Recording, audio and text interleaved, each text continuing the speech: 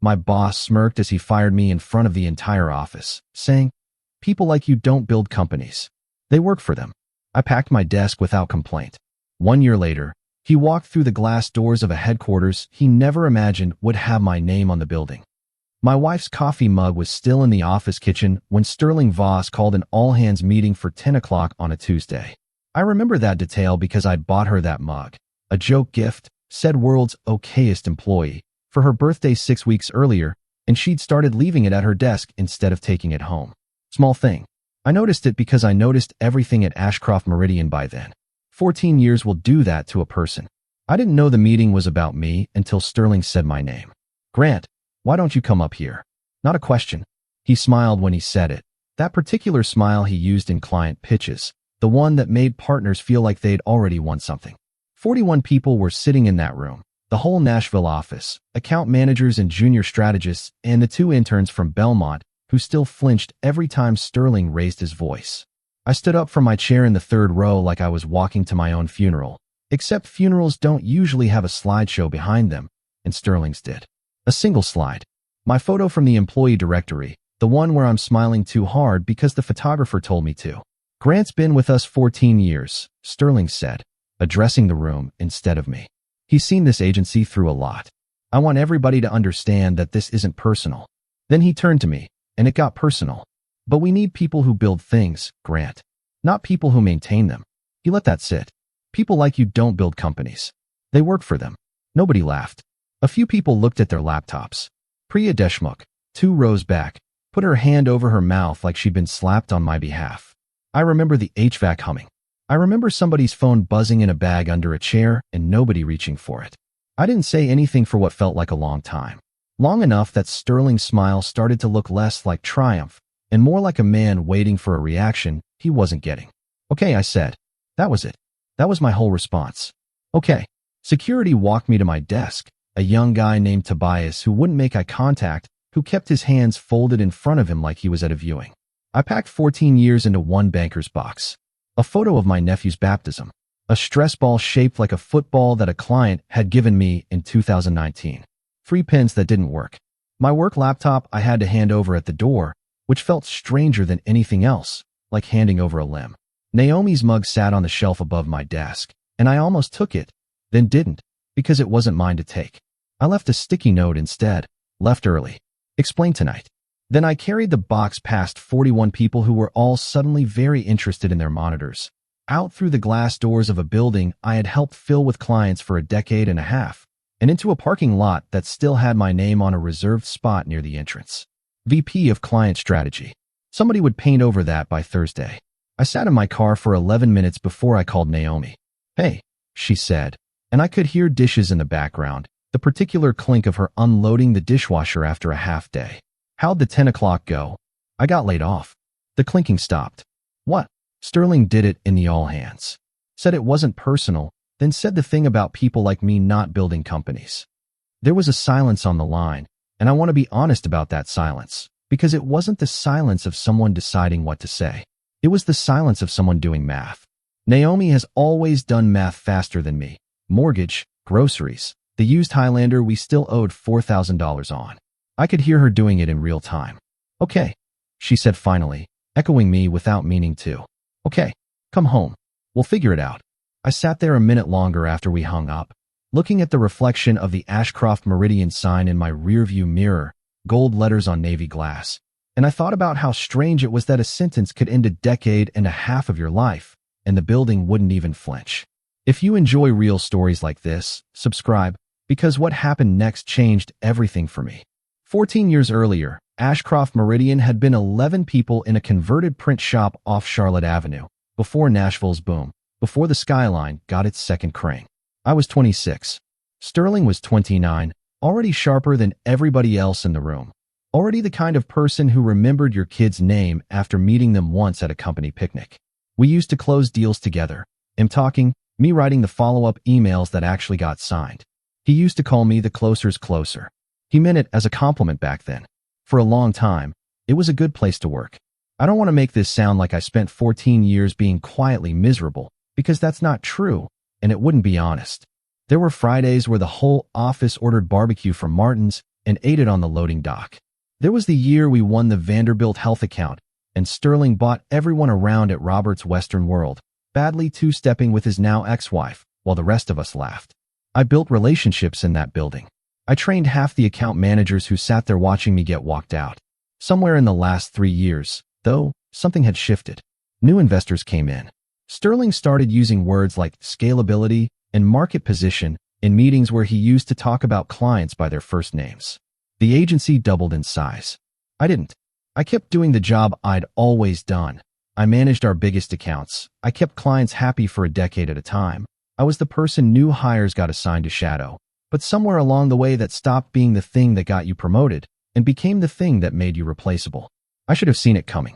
There'd been a dinner 2 months before, the kind where Sterling picks up the check and talks a little too openly because he's had 2 bourbons. He'd said something like, "You know what I need more of around here, Grant? Builders.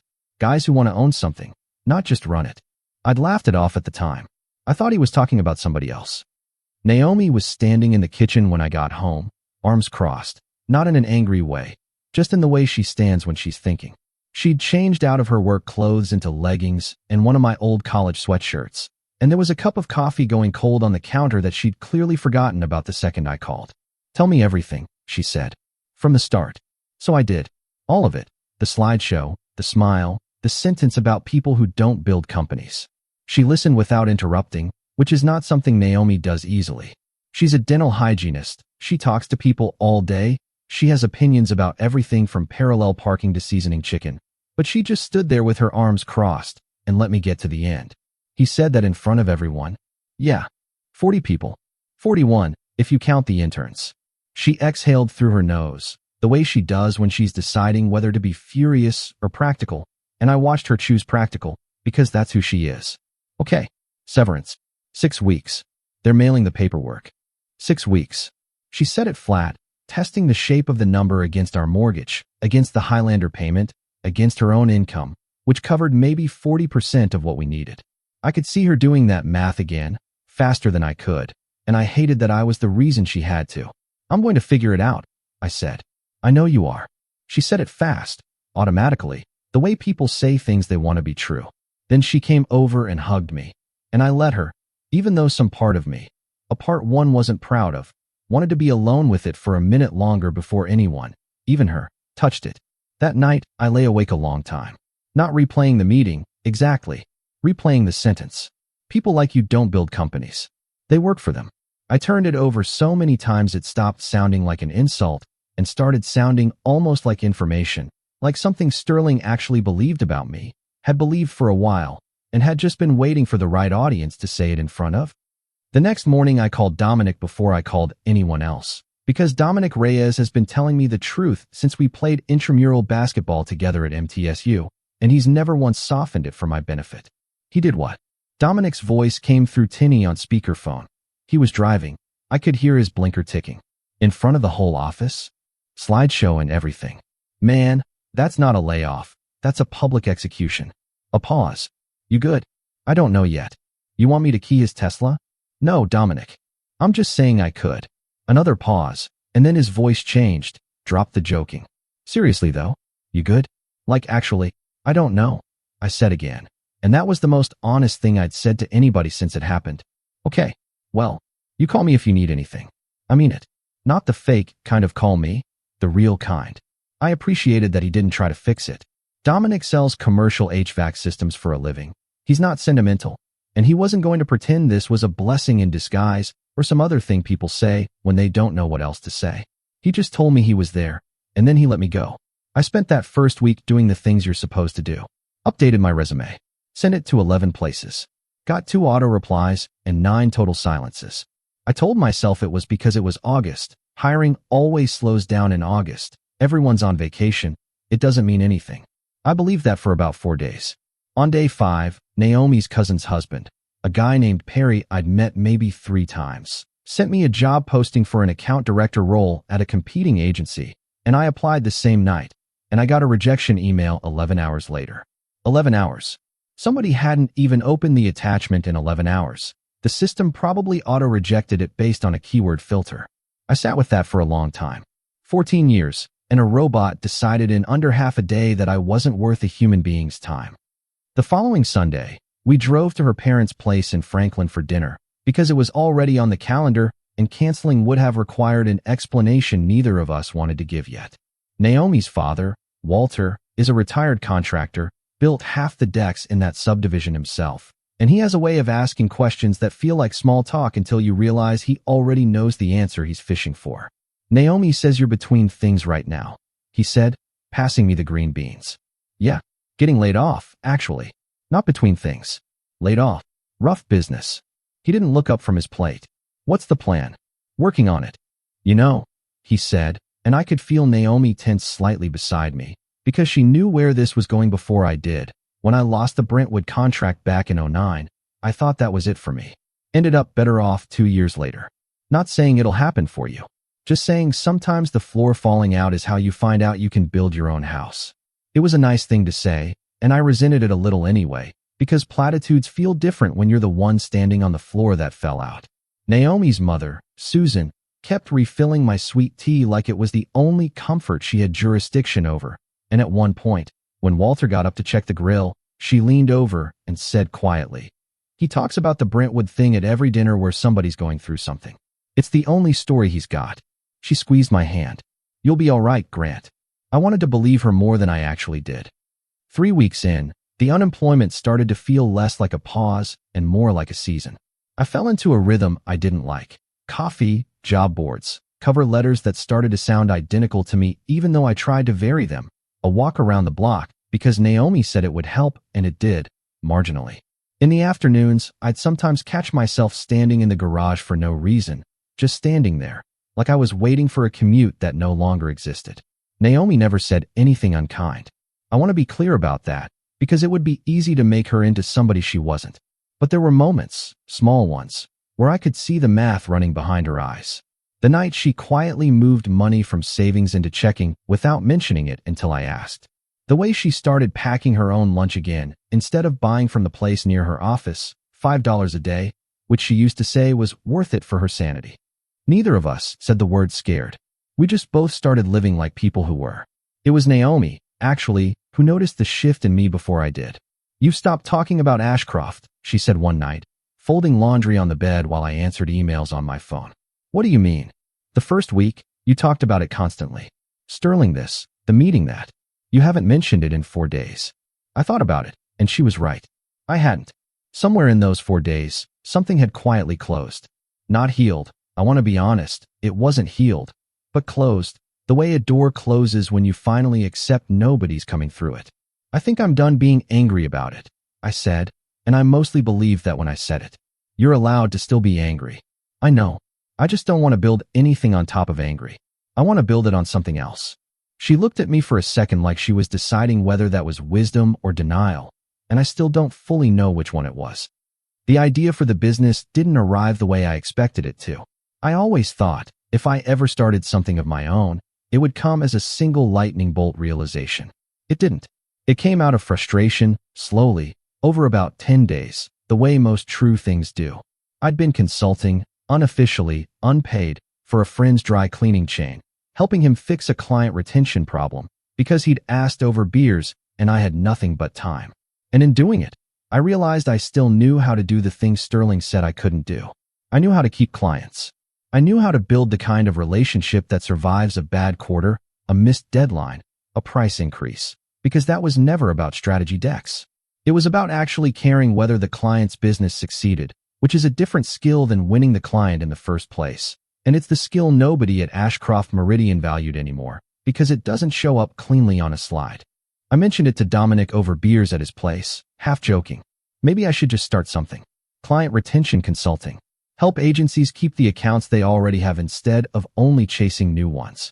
Dominic didn't laugh. He set his beer down. Say that again. What? That thing you just said. Say it again like you're not joking. So I said it again, and this time I heard it the way he heard it. Not a joke, an actual idea, small but real. You've been doing that job for 14 years, Dominic said. You're describing your literal job description back to me like it's a hypothetical. It's different if it's mine. Yeah, he said. It is. I didn't tell Naomi that night. I sat with it for almost a week, turning it over, running it past the version of myself that still flinched every time I thought about Sterling's face on that slide. Somewhere in that week, I called my old college advisor, a woman named Priscilla Okafor who'd since left academia to run a small business incubator out of a co-working space near Wedgwood, Houston, mostly because I didn't know who else to call, and she'd always been the person who asked good questions instead of giving quick answers. "So walk me through what you'd actually sell," she said, after I'd rambled for 10 minutes about client retention and relationship management and everything Ashcroft Meridian had stopped valuing. Agencies are so focused on new business, they're bleeding out the back door. Nobody's managing renewal risk. Nobody's doing the unglamorous relationship work. I could come in and audit their book, tell them which accounts are at risk and why, help them build the systems to actually keep clients instead of just chasing new ones. That's not a hypothetical business, Grant. That's a business. I don't have capital.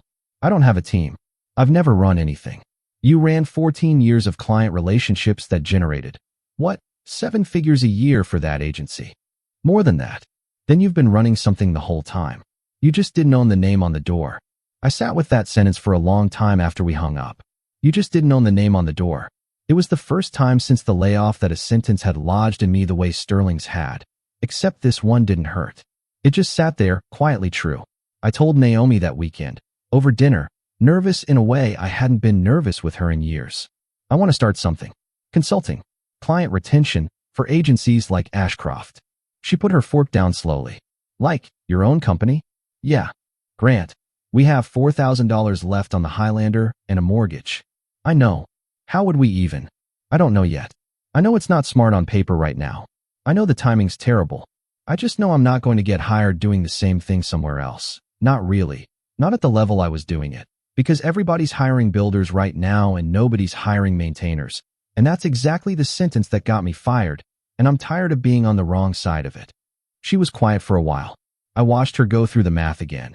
Except this time it wasn't just numbers, it was something else. Whether she believed in me enough to risk it. How much do you need to start? Not much. A website. Some contracts. Maybe 3 months of runway to land the first client. We have 4 months of savings if we're careful. I know. So we'd have 1 month of margin. I know that too. She exhaled, long, the kind of breath that costs something. Okay, she said. 1 month of margin. Don't waste it. It wasn't a blessing exactly. It was something more honest than a blessing. A woman doing math on a risk she didn't choose. Choosing to take it anyway, because she'd chosen me a long time ago and wasn't about to unchoose me now. I registered the LLC on a Tuesday morning at the kitchen table, still in the sweatpants I'd slept in, while Naomi got ready for work in the next room. Meridian Retention Partners. I picked the name half out of spite, half out of something else. A way of saying I still knew what that word meant even if Sterling didn't think I did. I didn't tell him. I didn't tell anybody at Ashcroft.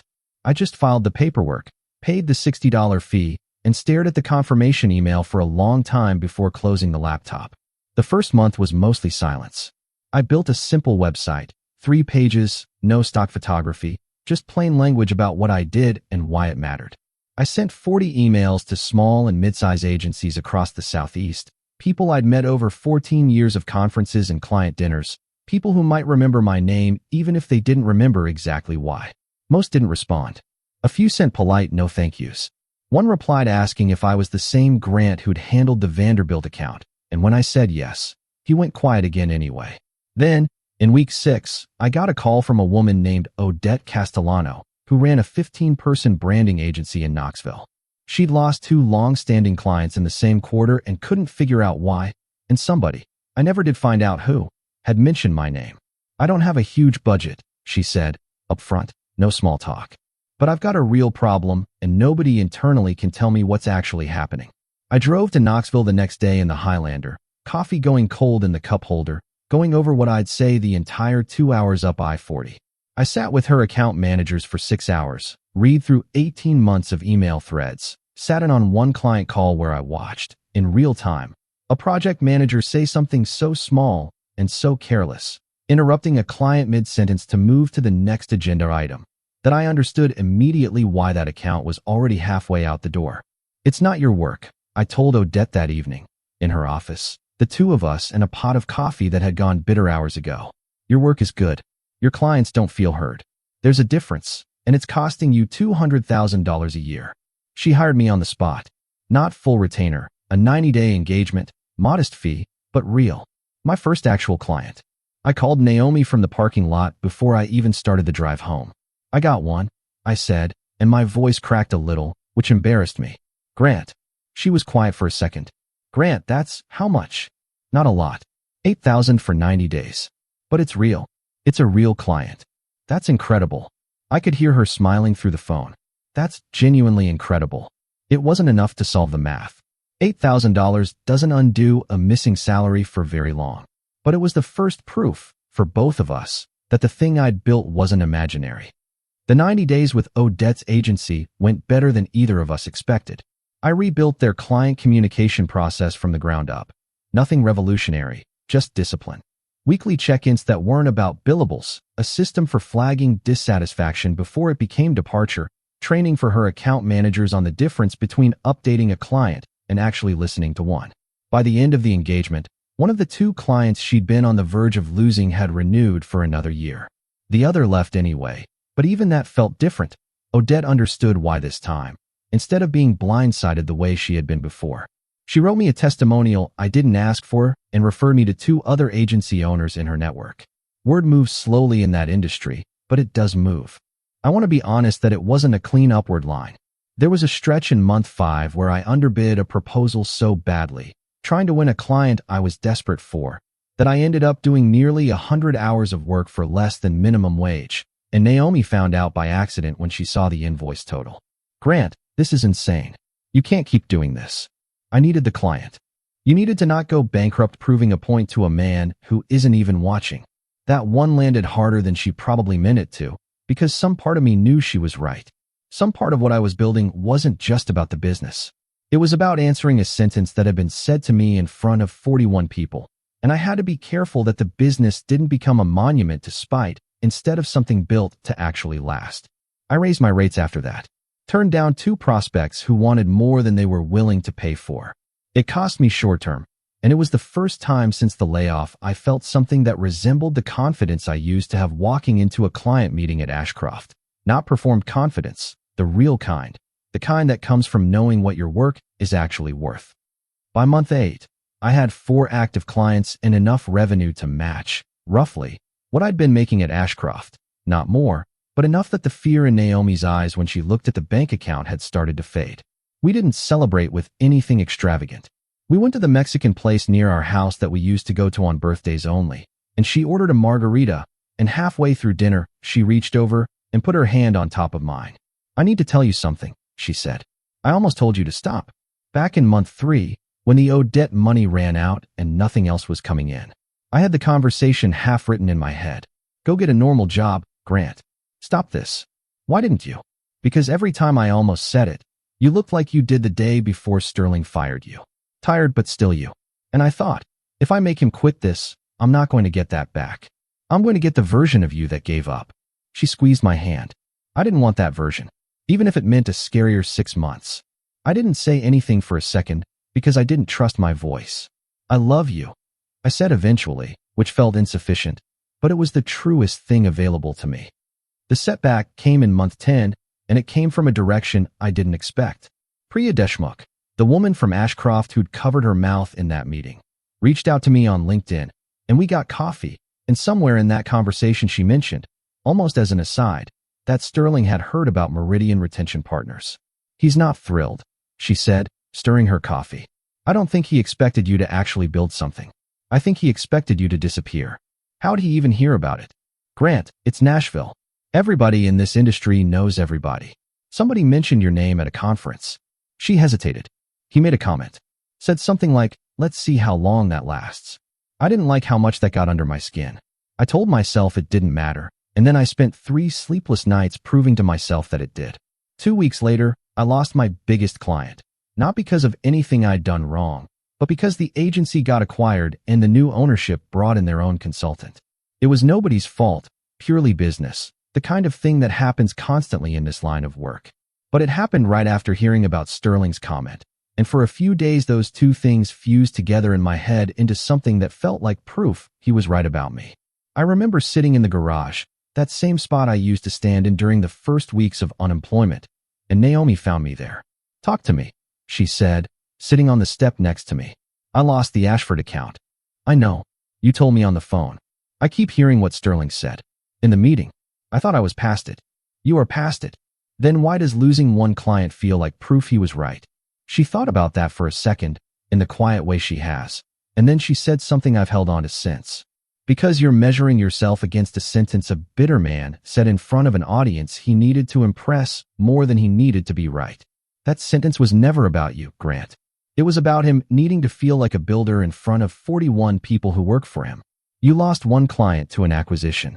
That's a market event. It's not a verdict. I sat with that a long time. I didn't feel instantly better. It wasn't that kind of moment. But something in me loosened slightly, the way a knot does before it actually comes apart.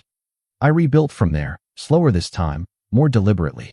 I hired my first employee in month 12, a sharp, quiet woman named Josephine Alvarez who'd been laid off from a marketing role in Memphis and understood, without me explaining it, exactly what it felt like to be told your value didn't count anymore.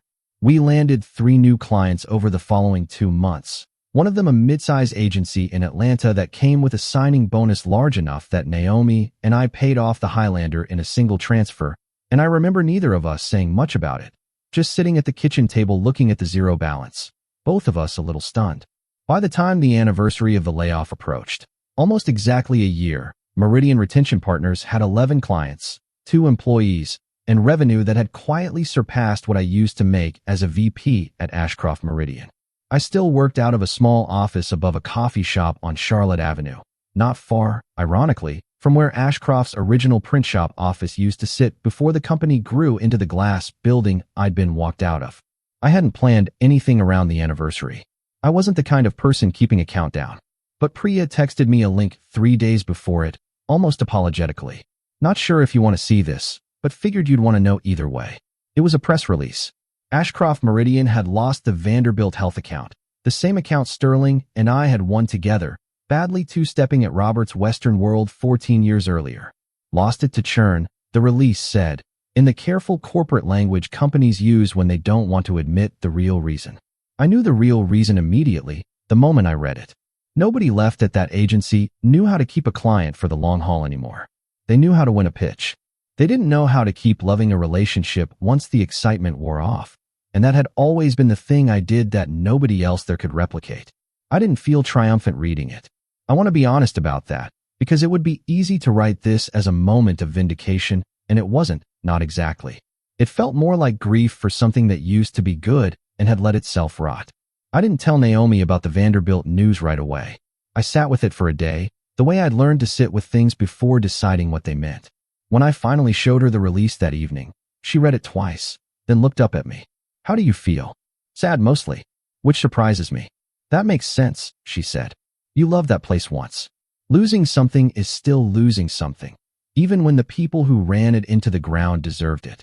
That was true, and it was the kind of true I wouldn't have arrived at on my own. The invitation came 2 weeks later, and it came from the last place I expected, the Nashville Chamber of Commerce's annual Business Growth Awards, held every October in a ballroom downtown that I'd attended twice before as an Ashcroft employee, standing near the back with a name badge that said VP of Client Strategy, watching other people get called up to the stage. This time the letter had my name on it, in a category, Emerging Business of the Year, Client Services. Josephine found out before I did. She'd been the one who submitted our numbers for consideration months earlier without telling me, in case nothing came of it. You didn't think to mention this? I said, half laughing, half stunned, reading the email in our small office above the coffee shop. I didn't want you to obsess over it for 3 months if we didn't make the cut, she said. You obsess over things. It's kind of your whole personality. Naomi bought a new dress for the event, and I rented a suit that actually fit instead of the one I'd worn to Ashcroft holiday parties for a decade, slightly too tight in the shoulders by the end. Dominic offered, only half joking, to come as my security detail in case Sterling showed up. I told him Ashcroft Meridian probably wasn't even invited this year, given the Vanderbilt news, and he seemed disappointed by that. He was invited anyway. I found that out from the seating chart posted near the ballroom entrance, and my stomach dropped a little seeing his name 2 tables over from ours, Sterling Voss, Ashcroft Meridian, table 14. I hadn't seen him in person since the day he fired me. 14 months, give or take. You okay? Naomi asked, noticing my face. He's here. She didn't say anything reassuring. She just took my hand and squeezed it once, which somehow helped more than words would have.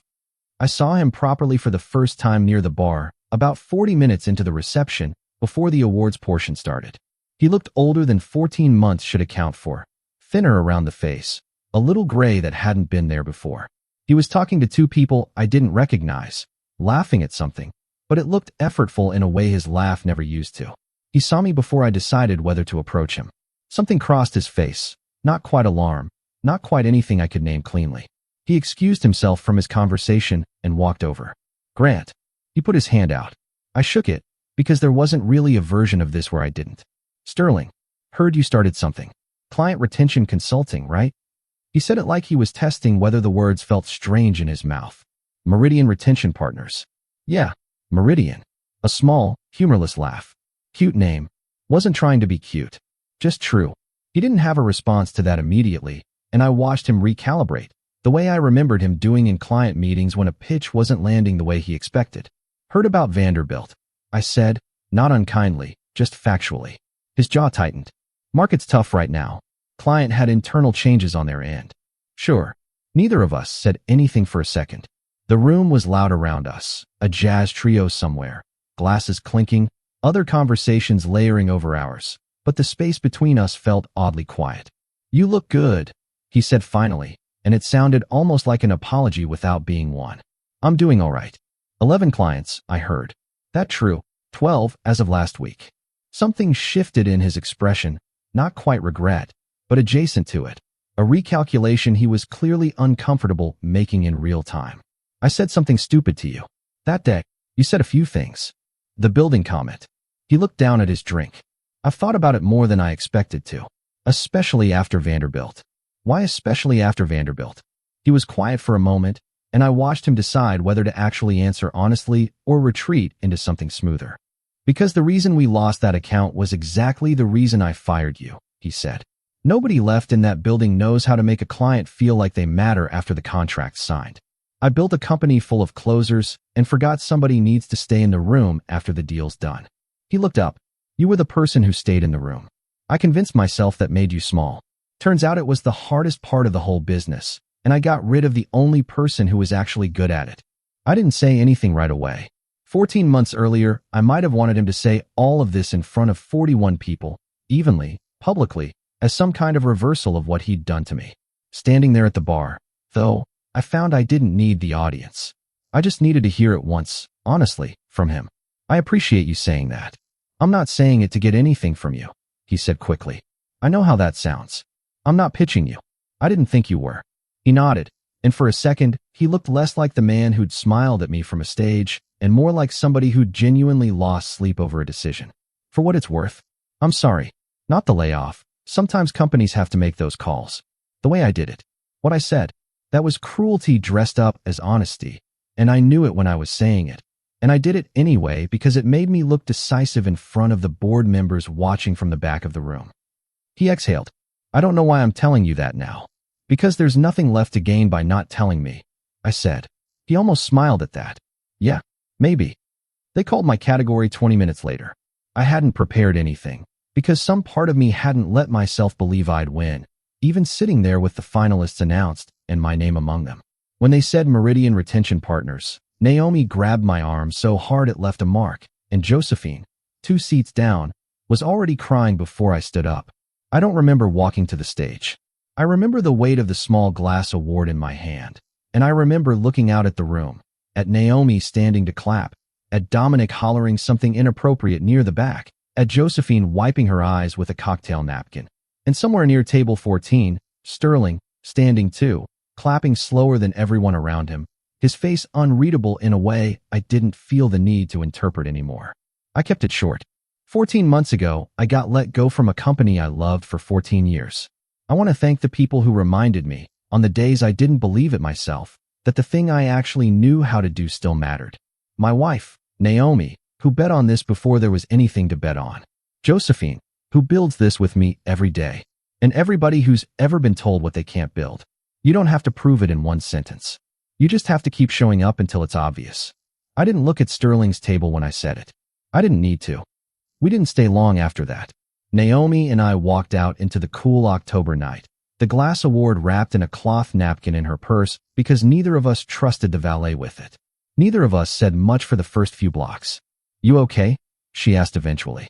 "Yeah," I said, and meant it in a way I hadn't quite meant it in a long time.